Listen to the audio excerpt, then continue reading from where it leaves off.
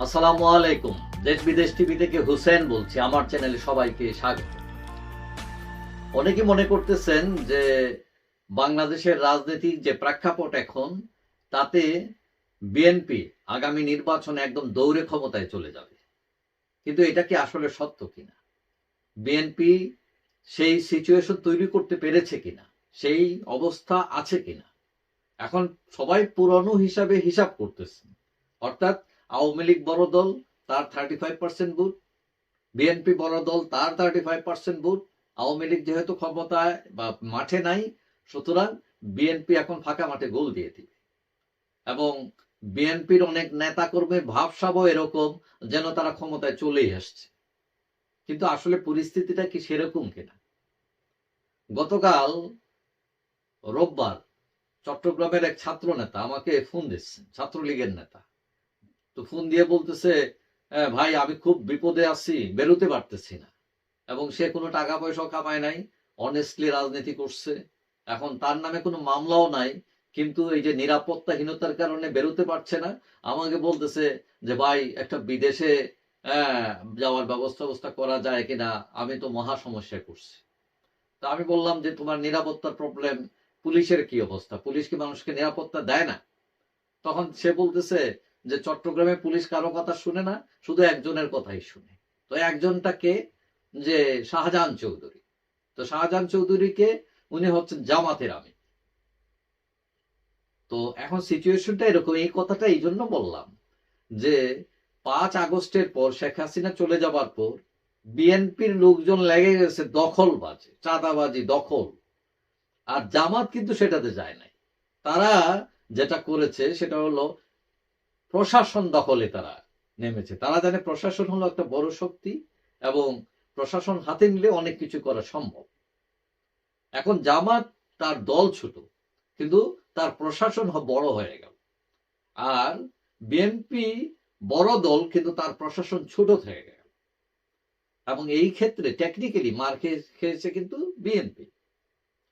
এবং এই মার খেয়েও তারা স্বপ্ন দেখছে তারা ক্ষমতায় যাবে, চলে যাচ্ছে, চলে গেছে এই টাইপের।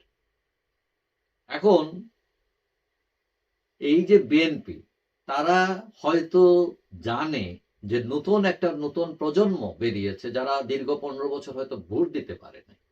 এখন তারা কাকে চায় তারা তো জানে না সেটা। এবং বাংলাদেশের রাজনীতিতে দুইটা ধারা বর্তমান, একটা হচ্ছে আওয়ামী লীগ, একটা হচ্ছে অ্যান্টি আওয়ামী লীগ। আওয়ামী লীগের যে ভোট, তারা মোটামুটি 19-20 তারা পেয়ে যায়, কিন্তু অ্যান্টি আওয়ামী লীগের ভোটটাই ভাগ হয় বেশি। এখন মাঠে আছে সব অ্যান্টি আওয়ামী লীগের লোক। সুতরাং বিএনপি যে হিসাব করছে, সেখানে কিন্তু ভাগ বাটোয়ার হবে। এখন বিএনপির বড় ভোট ভাগ হচ্ছে গ্রাম। গ্রামে অনেক ভোট আছে তাদের। এবং অনেকগুলো জরিপে দেখা গেছে যে বিএনপি অনেক পিছিয়ে আছে, জামাত আওয়ামী লীগ এগিয়ে আছে।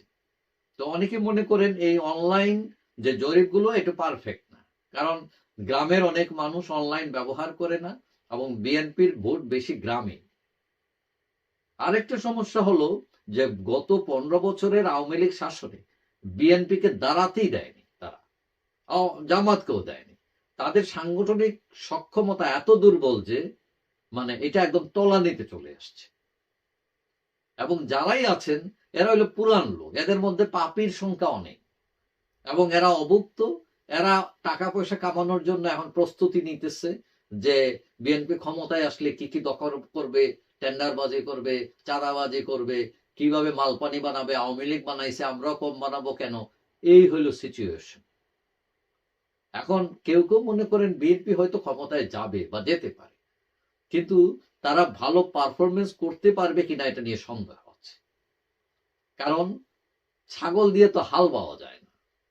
এখন অনেকেই মনে করেন, এবং বিএনপির নেতারা অনেকে মনে করেন, যারা সৎ ত্যাগী নেতা, বিশেষ করে তাদের যে নেতা তারেক রহমান, তিনি বিভিন্ন কর্মসূচি দিচ্ছেন, ভালো ভালো কথা বলছেন, এবং অনেকেই এটা তার এই বক্তব্যকে পজিটিভলি নিচ্ছেন। এখন সবকিছু মার খেয়ে যেতে পারে ওই যে ছাগল দিয়ে হাল বাওয়ার মধ্যে। কারণ এগুলো বাস্তবায়ন করার মতো লোক কোথায় আপনাদের? ভালো লোক, সৎ নেতৃত্ব, ত্যাগী নেতৃত্ব, তরুণ জেনারেশন, এইগুলোতে ঘাটতি আছে। এবং দলের ভিতরে গণতন্ত্র নেই, এইটার আরেক সমস্যা। এবং এই সমস্যা শুধু বিএনপির না, অনেক দলের মধ্যেই আছে। এখন অনেকেই মনে করছেন যে বিএনপি তার যেরকম ক্ষমতায় যাওয়ার উদ্যম আছে, আকাঙ্ক্ষা আছে, স্বপ্ন আছে, সাথে কিন্তু তাদের ভয়ও আছে। ভয় কেন?